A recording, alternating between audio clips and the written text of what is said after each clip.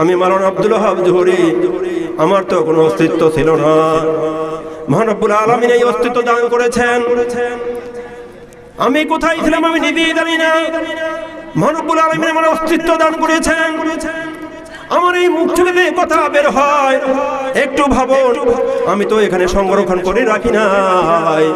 মহান রব্বুল আলামিন আমাদেরকে এমন ভাবে শক্তি দান করেছেন, এমন আমাদেরকে মহান রব্বুল আলামিন আমাদেরকে পাওয়ার দান করেছেন, যে পাওয়ার শক্তিতে আমি আমার কথা ওগুলো আমি সাপ্লাই করতেছি। বলেন ঠিক কিনা? দেখেন এই দুনিয়াতে অসংখ্য মানুষ দুনিয়াতে আল্লাহ সুবহানাহু ওয়া তাআলা পাঠিয়েছেন। কারো কণ্ঠের সাথে কারো কোনো মিল নেই, আছে বলেন?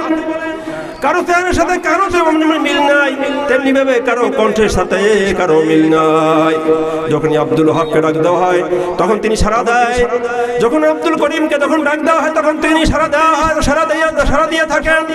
যখনই হাসিনা বেগমকে ডাক দেওয়া হয় তখন হাসিনা বেগম সাড়া দিয়ে থাকেন। তখন সাড়া দেওয়ার সঙ্গে সঙ্গে বোঝা যায় এই হলো হাসিনা, এই হলো আব্দুল ওয়াহাব, এই হলো আব্দুল করিম। বলে ঠিক কিনা? তাই মহান রব্বুল আলামিন পবিত্র গ্রন্থ আল কোরআনের সূরা নিসা 4 নম্বর সূরা নিসা, সূরা নিসার 1, 2 এবং 3 নম্বর আয়াত থেকে আমি আলোচনা করব ইনশাআল্লাহ। মহান রব্বুল আলামিন বলেন, ইয়া আইয়ুহান নাসু তাকু রাব্বাকুমুল্লাযী খালাকাকুম মিন নাফসিন ওয়াহিদা। বলেন আল্লাহু আকবার। মহান রব্বুল আলামিন বলেন, ইয়া আইয়ুহান নাস, হে মানব সম্প্রদায়। এখানে কিন্তু আল্লাহ বলে নাই ইয়া আইয়ুহাল্লাযীনা আমানু, ঈমানদারদেরকে নির্দিষ্ট করে মহান রব্বুল আলামিন বলেন নাই, ঈমানদারদেরকে উল্লেখ করে বলে নাই। আল্লাহ বলেন ইয়া আইয়ুহান নাস, ইনসানের বহু বচন নাস। আল্লাহ মানব সম্প্রদায়কে আল্লাহ বলেছেন অত্তাকু রাব্বাকুম, ভয় করো তোমার সত্তাকে, ভয় করো তোমার প্রতিপালককে। আল্লাযী খালাকাকুম মিন নাফসিন ওয়াহিদা, যে মহান রব্বুল আলামিন তোমাদেরকে একজন থেকে সৃষ্টি করেছেন। বলেন আল্লাহু আকবার। কয়জন থেকে সৃষ্টি করেছেন মহান রব্বুল আলামিন? একজন থেকে সৃষ্টি করেছেন, হযরত আদম আলাইহিস সালাম। বড় ঘটনা ওইদিকে যাব না, ব্যাখ্যা বিশ্লেষণে যাইতে গেলে অনেক সময়ের প্রয়োজন। মহান রব্বুল আলামিন আদমকে একজন সৃষ্টি করেছেন। এরপরে আদমের বাম পাদের বাঁকা দুর্বল হাল থেকে মহান রব্বুল আলামিন মা হাওয়াকে সৃষ্টি করেছেন। এই হলো 2 জন। এরপরে আল্লাহ বলেন ওয়া খালাকা মিনহা যাওজাহা ওয়াসা মিনহুমা রিজালা।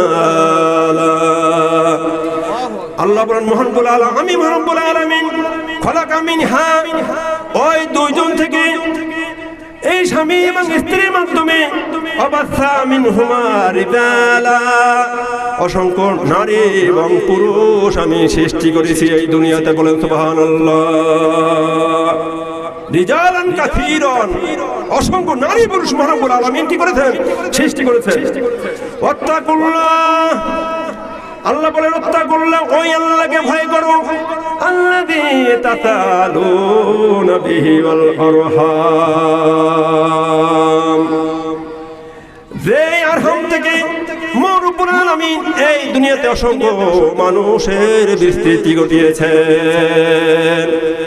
এরপরে আল্লাহ বলেন ওয়া আতুল ইয়াতামা, ওয়া আতু, তোমরা দিয়ে দাও, প্রদান করো। সম্পদ তোমাদের মধ্যে যে সংরক্ষণের জন্য দায়িত্ব দেওয়া হয়েছে, সেই সম্পদকে তোমরা গরিবদেরকে দিয়ে দাও। কার কথা? আল্লাহর কথা।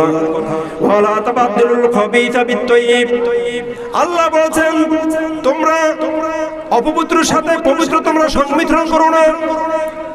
মানে গরিবদের যে সম্পদ রয়েছে ওই সম্পদ হলো পবিত্র সম্পদ। আর তোমরা যদি কোনো অপবিত্র সম্পদ তোমরা কামাই করে থাকো, সেই সম্পদের সাথে তোমরা অবৈধ সম্পদ তোমরা সংমিশ্রণ করো না। ওয়ালা তাকুলু আমওয়ালাহুম ইলা আমওয়ালিকুম, ওই এতিমদের সম্পদ তোমাদের সম্পদের মধ্যে তোমরা মিশ্রণ করে তোমরা তা কখনোই ভক্ষণ করো না। ইন্নাহু কানা হুবান কাবীরা, নিশ্চয়ই হলো এটা মহাপাপ। মহান রব্বুল আলামিন বাবার সম্পদের উপরে যদি সন্তান থাকে 3 জন এবং 4 জন এবং মেয়ে যদি থাকে 1 জন বা 2 জন, ওই সম্পদের মালিক করে দেয় কে? আল্লাহ সুবহানাহু ওয়া তাআলা মালিক করে দেয়। অনেক সময় দেখা যায় বাবা এক সন্তানকে স্নেহ করে, তাকে এক করা জায়গা ভাই একখানি জায়গা বেশি লিখে দেয়, বলেন ঠিক কিনা? এরকম সমাজের মধ্যে আছে কিনা বলেন?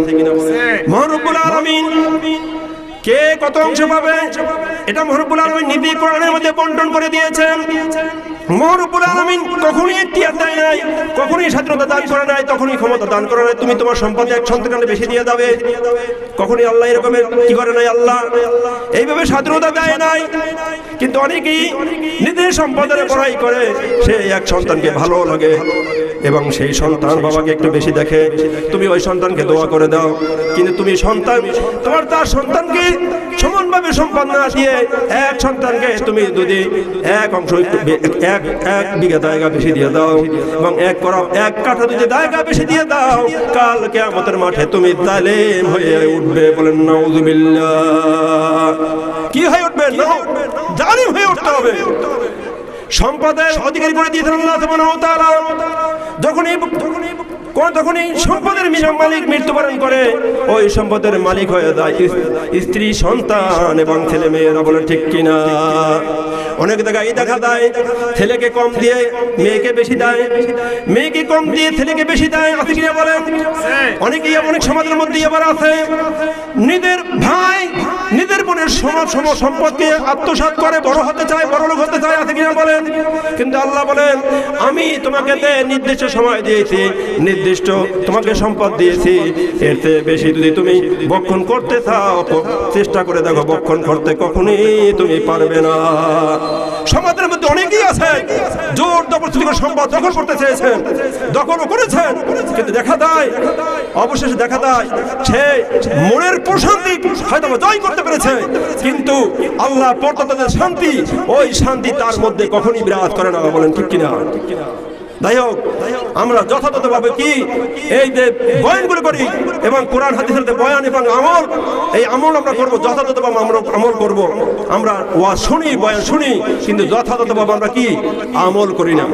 এরপরে আল্লাহ সুবহানাহু ওয়া তাআলা বলেন ওয়াইন কিবতুম আল্লাহ তুকসিতু ফিল ইয়াতামা, ওয়াইন কিবতুম তোমরা যদি ভয় পাও, ভীত সন্তুষ্ট হও, আল্লাহ তুকসিতু ফিল ইয়াতামা, ইতিমদের ব্যাপারে তোমরা ন্যায় বিচার করতে পারবে না, ফানকিহু মা তাবা লাকুম মিনান নিসা,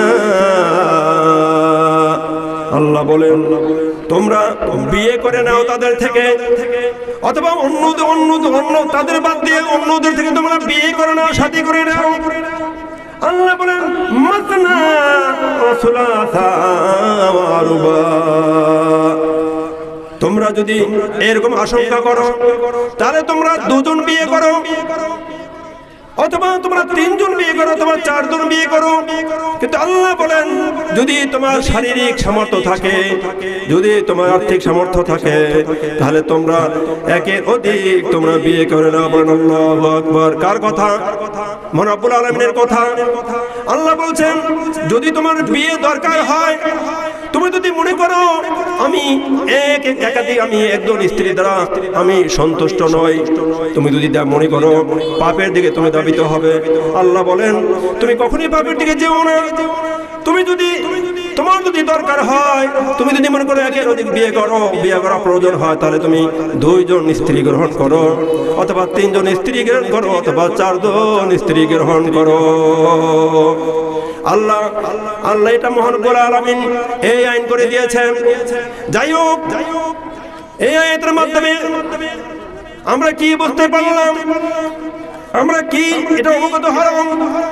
কিন্তু অনেকেই আছে একজন স্ত্রী যথেষ্ট, সে তার মনোভূত স্ত্রী, তারপরও অনেকেই চিন্তা করে না আমার একাধিক স্ত্রী দরকার।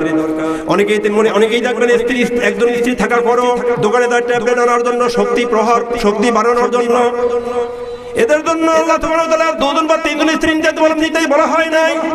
তাদের জন্যই বলা হয়েছে যাদের ক্ষমতা রয়েছে, আর্থিক ক্ষমতা এবং এবং এবং এবং শারীরিক ক্ষমতা রয়েছে, রব্বুল আলামিন তাদেরকে বলেছেন তোমরা একজনের পরে দুজন, তিনজন, চারজন স্ত্রী তোমরা গ্রহণ করো।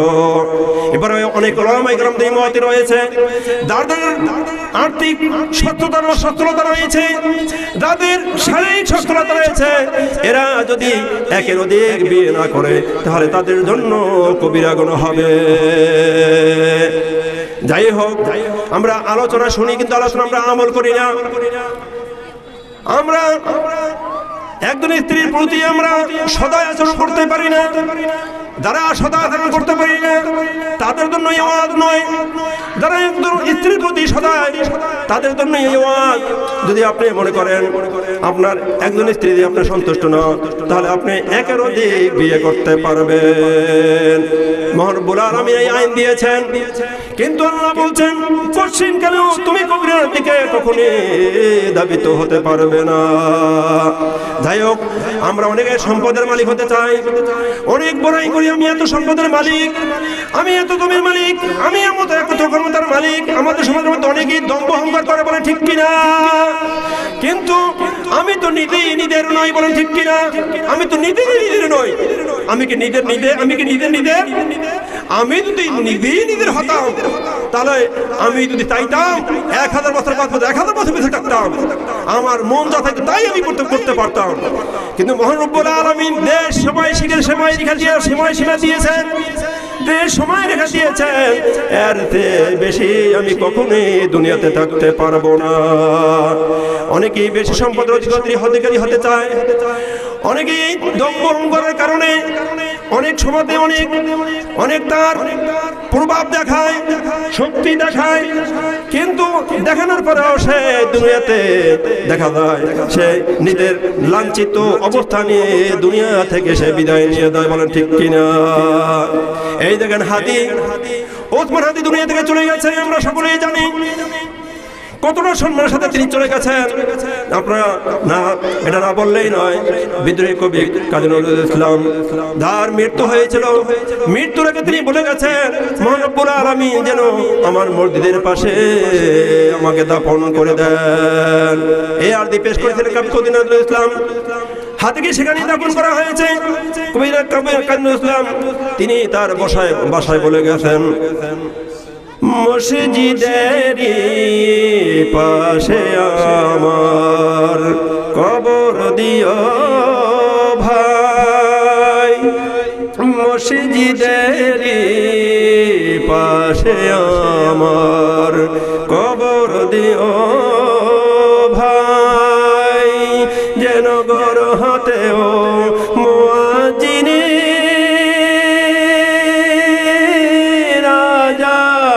শুনতে পাই, আমার ঘরের পাশে দিয়ে ভাই নামাজিরা যাবে, মসজিদের পাশে আমার কবর দিও ভাই, যেন ঘর হতেও মুয়াজ্জিনের আযান শুনতে পাই। কত দরবেশ আল্লাহর ভক্ত নবীজির উম্মত এই মসজিদে করে রে ভাই কুরআন তিলাওয়াত, আমি তাদের সাথে কেঁদে কেঁদে আল্লাহর নাম জপতে চাই, আল্লাহর নাম জপতে চাই, মসজিদেরই পাশে আমার কবর দিও ভাই। সকল আমিন।